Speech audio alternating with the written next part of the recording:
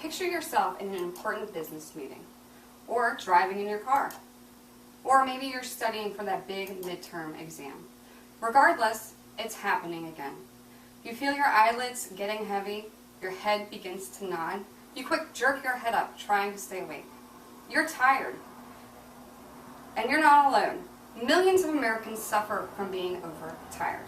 In fact, a 2008 poll conducted by the National Sleep Foundation found that 36% of Americans drive drowsy or fall asleep at the wheel, and 29% of Americans admit to becoming sleepy or even falling asleep at work. But there is something that can help. It's called a nap. Today, I'd like to talk about naps, with the hopes that when you leave here, you'll be well informed on a few benefits of taking naps and how to get the most out of your nap. Being a mom of 4, a full-time student, and maintaining a household, I have lots of experience in being tired. But I've also felt the benefits of taking naps. In preparing for the speech, I've researched the topic, and I feel confident in my ability to present it to you. What exactly are we discussing today? We will be talking about a few important health benefits to taking naps and how to optimize that nap experience. So let's begin. First, we have restored alertness and productivity. According to the National Sleep Foundation, a study at NASA on sleeping military pilots and astronauts found that a nap improved performance by 34% and alertness by 100%. Michael Hyatt, former CEO of Thomas Nelson Publishing and New York Times best-selling author, reported on his website that a Harvard Public Health study revealed that a 30-minute nap can restore productivity to beginning of the day levels. Now, while we aren't pilots or astronauts, we can still benefit from those size boosts in our daily lives. When we're more alert, we reduce the likelihood of careless mistakes or on-the-job accidents. Next is stress relief. We're all very busy people and we lead stressful lives.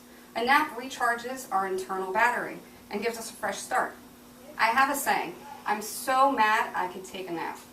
It's silly, but it's true.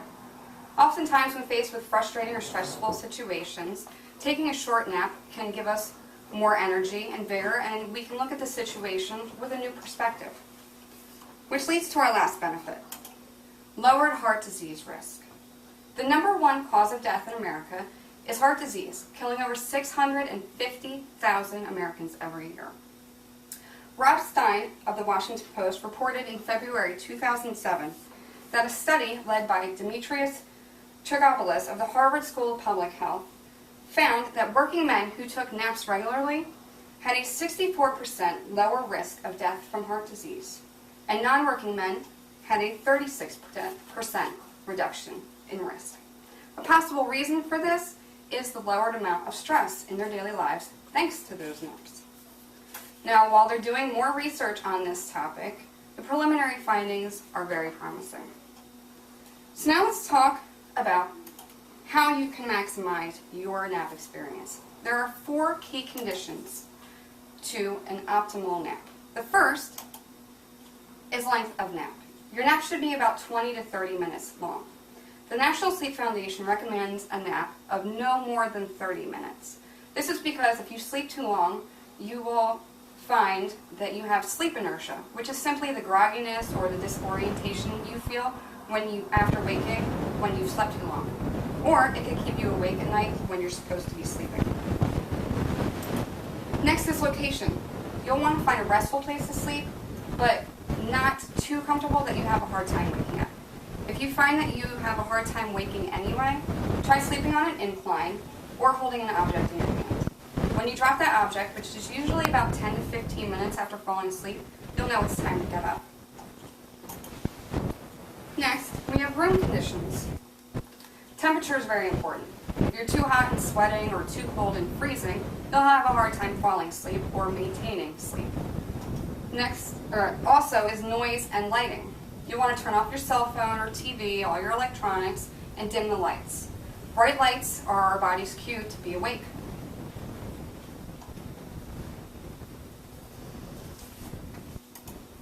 Last, we have timing. Naps should occur between 1 and 4 p.m. Any earlier, and our bodies aren't ready to sleep, and too late, as I said earlier, will interrupt your nighttime sleeping patterns. So let's review what we've gone over. There are many benefits, but just a few are restored alertness and productivity, stress relief, and lowered heart disease risk.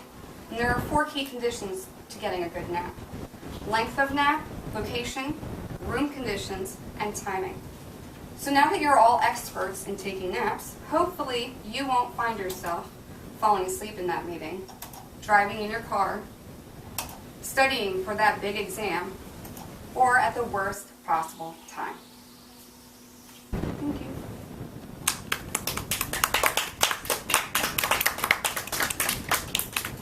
So now we have time for a couple questions. Yes.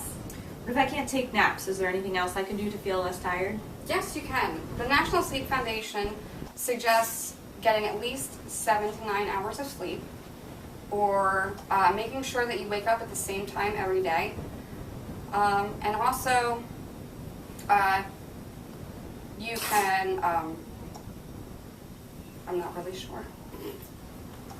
I just screwed the whole thing up. Next question. Okay. How often do you nap? I try to make sure that I take a nap at least once a week. If I face a stressful situation or I feel really tired, I'll try to take more naps than that.